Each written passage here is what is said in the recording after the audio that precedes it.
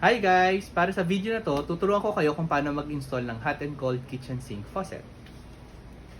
Ang kasama sa package, kitchen sink faucet, flexible hose hot, cold, mga gasket. Make sure na huwag mawawala ito ha, very important ito mga guys. At ang locking mechanism. Ang unang-una natin gagawin is pagkakabitin natin ito.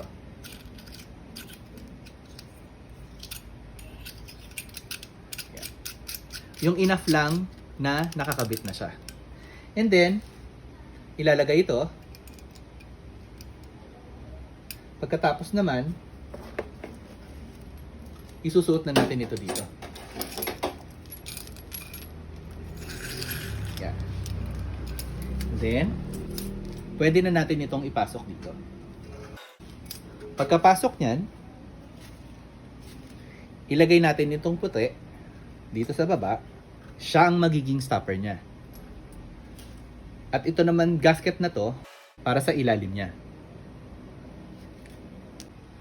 Ngayon guys, ipapasok na natin ang flexible hose dito. Okay. Make sure ninyo na meron siyang mga gasket. Itong mga gasket na to kasama naman sa package. Ang purpose ng gasket guys, para hindi mag-leak. Yan. Yan. Ngayon guys, nakakabit na ang mga flexible hoses. Ngayon naman, babalik tayo dito.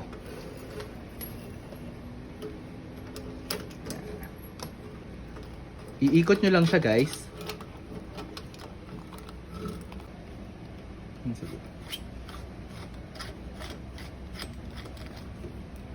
Ayan.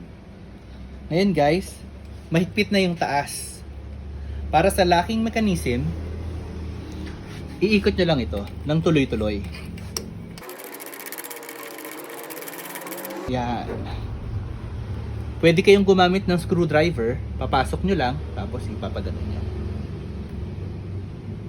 Or, pwedeng kamay na lang. Yan. Kapag okay na sa inyo yung higpit, ganyan na ang resulta guys. Para sa hot and cold, halimbawa, ito ang cold natin, ilalagay lang natin. Make sure nyo guys na ipa-prime natin ito ha. Kasi usually, kapag hindi natin na-prime at may bato ito sa loob, pwedeng magkaroon ng blockage dito sa loob kung meron tong mga maliliit na bato. Kaya make sure na bubuksan ninyo, paagusin nyo yung tubig for at least 1 minute.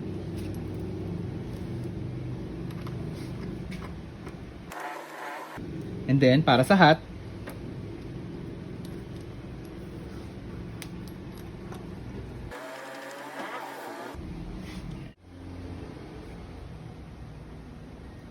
thank you for watching guys. Sana nakatulong ako sa inyo.